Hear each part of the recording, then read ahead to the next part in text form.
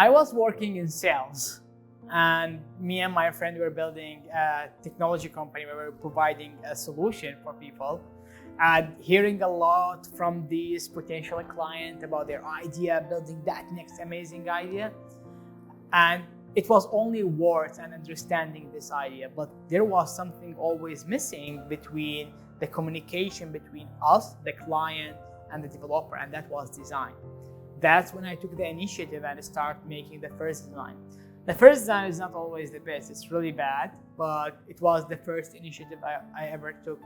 And then I started building my portfolio and started getting jobs over jobs and another job, and then going with a company and then starting building a company or the startups.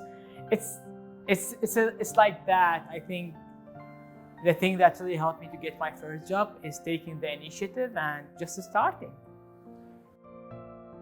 UX and UI design has provided me a lot of benefit.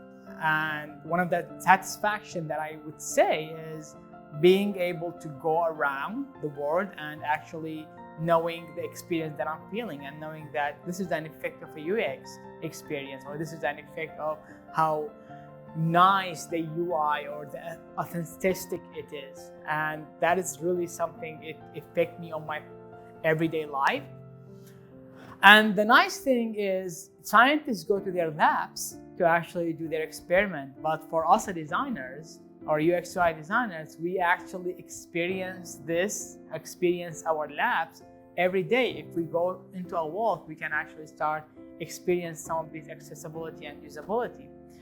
For the part of compensation and like income, I think it's really helped me a lot. It provided me with a lot of job opportunity, even though that I came from a background of civil engineering, where I was having a salary and also I was being a part of a company. So I was having shares and equity.